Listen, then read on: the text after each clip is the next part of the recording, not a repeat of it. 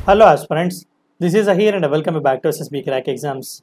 NASA वालों ने एक और यूनिक फीट यहाँ पर अचीव की हुई है, खासकर इंटरनेशनल स्पेस स्टेशन में। यहाँ पर इन्होंने पहली बार क्या किया हुआ है कि 98% वाटर जो है वो यूरिन और स्वेट, जो कि वहाँ के एस्ट्रोनॉट्स होते हैं, उनके द्वारा वाटर जो है फिर से 98% रिकवरी की हुई है। अब ये सिग्निफिकेंट लैंडमार्क क्यों माना जा रहा है, और खासकर जो लॉन्ग स्पेस मिशंस होते हैं उनमें बहुत ही एक इंपॉर्टेंट सा माइलस्टोन किस लिए माना जा रहा है, उन सभी के बारे में आज के इस वीडियो में मैं डिस्कस करूंगा। और ये रिकवरी के वाटर किस तरीके से किया गया है, मैं आपको उस मिशनरी के बारे में भी थोड़ा बहुत बताऊंगा। तो आइए वीडियो को शुरू करते हैं।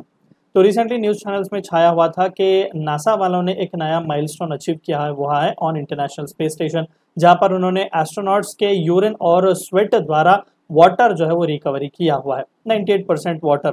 और यहाँ पर जाहिर सी बात है कि एक वाटर रिकवरी सिस्टम की मदद से किया गया है, जो कि ECLSS हार्डवेयर कॉम्बो का एक हिस्सा है। अब ये ECLSS है क्या, मैं आपको इसके बारे में आगे बताऊंगा। दरअसल ये वाटर प्रोसेसर असेंबली जो है ये ड्रिंकेबल वाटर क्रिएट करता है, वेस्ट वाटर्स को रिसीव करके उसे प्रोसेस करके फिर से जो है ड्रिंकिंग वाटर की तरह उसे बनाता है। ये सिस्टम बहुत ही यूनिक माना जाता है, जो कि एस्ट्रोनॉट्स ने, खासकर एस्ट्रोनॉट्स के यूज़ के लिए ही ये साइंटिस्टों ने बनाया हुआ था। तो अब तक हमें पता क्या चला हुआ है, यानी कि इसके स्पेसिफिक रीजंस क्या क्या हो सकते हैं। देखिए, फ्रेश वाटर जो है वो स्पेस मिशंस पर ले जाना या फिर ट्रांसपोर्ट करना वो इतना आसान नहीं है और वायबल ऑप्शन भी नहीं है। तो एस्ट्रोनॉट्स जो है वो ज़्यादातर वही फ्लूइड्स कंज्यूम करते हैं जो ज़्यादातर रिसाइकल्ड होते हैं। यानी कि जितना वाटर आप एक बार लेकर यहाँ पर मिशन पर जाते हैं उतना ही वाटर आपके पास अवेलेबल होता है, और ज़्यादातर उसी वाटर को रिसाइकिल करके ही आपको इस्तेमाल करना पड़ता है। यानी कि ये यूरिन और स्वेट को रिसाइकिल करना, वहाँ से वाटर रिकवरी करना, ये नई बात नहीं है, दरअसल ये पुरानी बात ही है। और एस्ट्रोनॉट जो है, यानी कि जो कुछ भी उनका यूरिन हो या फिर उनका स्वेट वगैरह हो, दरअसल उसी को रिसाइकिल करके उन्हें इस्तेमाल करना पड़ता है, क्योंकि उन्हें ज़्यादातर हाइड्रेट रहना भी बहुत ज़रूरी है। इंसान के लिए water is very much more important.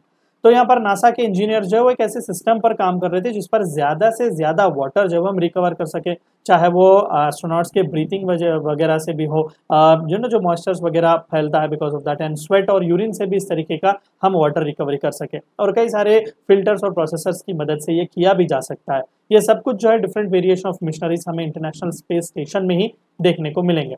और ये रिसाइकलिंग मैकेनिज्म काम कैसे करता है। देखिए, रिसेंटली नासा के इंजीनियर्स ने अनाउंस किया कि उन्होंने एक नया सिस्टम जो है वो ईजाद किया हुआ है, जो कि इफेक्टिवली 98% रिसाइकिल कर सकता है उन वाटर को या फिर उन फ्लूइड्स को जो एस्ट्रोनॉट्स की मदद में आ सकते हैं फिर से ड्रिंकिंग वाटर की तरह उन्हें कंज्यूम करने के लिए। पहले ये लेवल जो था वो बस 94% था। जैसे कि मैंने कहा कि ऑलरेडी ये रिसाइकलिंग का काम होता था, उसमें थोड़ा बहुत यहाँ पर एनहेंसमेंट हमें देखने को मिला हुआ है।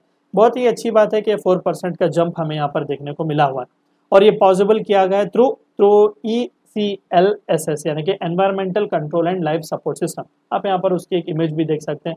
दरअसल ये पूरी मिशनरी जो है वो कई सारे अलग अलग पार्ट्स का एक असेंबली है, यानी कि यहाँ पर कई सारे पीसेस ऑफ हार्डवेयर हमें देखने को मिलेंगे, जहाँ पर दो इंपॉर्टेंट से हैं। एक है वाटर रिकवरी सिस्टम, दूसरा है वाटर प्रोसेसर का असेंबली। वाटर जो है वो रिकवर किया जाता है यूरिन प्रोसेसर असेंबली की मदद से, जहाँ पर वैक्यूम डिस्टिलेशन की मदद की जाती है। देखिए, डिस्टिलेशन जो है वो वाटर को प्रोड्यूस करता है, और साथ ही साथ यूरिन ब्राइन भी जो है यहाँ पर हमें को प्रोडक्ट देखने को मिलता है, जहाँ पर और भी चंद रिसाइकलेबल या फिर रिक्लेमेबल वाटर थोड़ा बहुत होता है। यानी कि डिस्टिलेशन के प्रोसेस से वाटर तो लिया जा रहा था, लेकिन जो यूरिन ब्राइन जो बाई प्रोडक्ट हमें देखने को मिल रहा था, वहाँ पर भी थोड़ा बहुत रिक्लेमेबल वाटर था। यानी कि अब इस ब्राइन प्रोसेसर असेंबली की मदद से जिसे इसे डेवलप किया गया, यहाँ पर वो बाकी का भी जो वाटर कंटेंट है जो कि रिक्लेम किया जा सकता है, अब उसे भी हमने रिक्लेम करना चालू किया हुआ है। यानी कि स्पेस स्टेशन में अभी एक डेमोन्स्ट्रेशन जो है माइक्रोग्रेविटी के ऑपरेशन में बताया गया है कि किस तरीके से सक्सेसफुल हो सकता है। और ये रिसेंट असेसमेंट जो ब्राइन प्रोसेस असेंबली में किया गया है, उसने हमें 98% वाटर रिकवरी के गोल्स अचीव करने का सिस्टम बताया हुआ है। और सच लेवल ऑफ मार्क जो है वो बहुत ही इंपॉर्टेंट है, क्योंकि ये हमारे एवोल्यूशन ऑफ लाइफ के सपोर्ट सिस्टम के लिए बहुत ही इंपॉर्टेंट है, खासकर एस्ट्रोनॉट्स के लिए।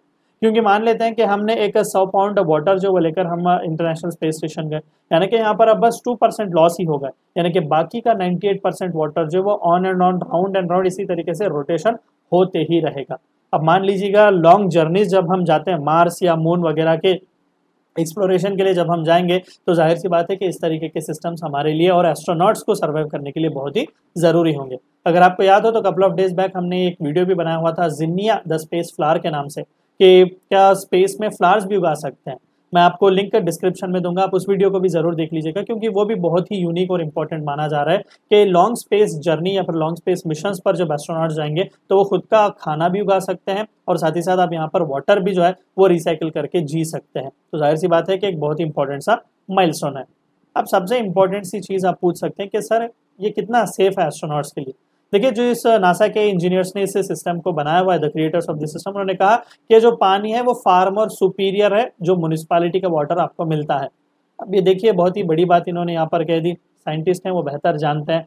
तो यहाँ पर ये कहा जा रहा है कि जो प्रोसेसिंग है वो फंडामेंटली उसी टेरेस्ट्रियल वाटर डिस्ट्रीब्यूशन सिस्टम की तरह सिमिलर ही है, लेकिन इसे बस माइक्रोग्रेविटी में किया गया है। जो ऑलरेडी हम अर्थ पर देखते हैं किस तरीके से वाटर रिसाइकिल होता है, उसी तरीके का है, लेकिन यहाँ पर माइक्रोग्रेविटी है।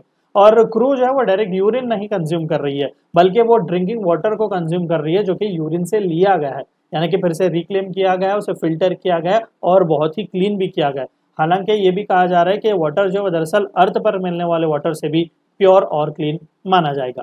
तो एस्ट्रोनॉट्स को किसी भी तरीके की यहाँ पर हानि नहीं होगी। तो ये थी चंद बातें आपको इस वीडियो में जाननी थी। वीडियो को एंड करने से पहले आप सभी को एक और बार याद दिला दूं कि एसएसबी क्रैक एग्जाम्स के पास एसएसबी इंटरव्यू से related full fledged online course available है। हर महीने इसके नए बैचेस स्टार्ट होते हैं। अपने फ्रेंड्स के साथ भी इन्फॉर्मेशन जरूर शेयर कीजिएगा। Apart from that we provide you courses like NDA, CDS, AFCAT and warrior 10 is a code which you should use so that you get 10% discount. Meet you next time. Until then, stay healthy, stay safe. Thank you for watching my video. जय हिंद।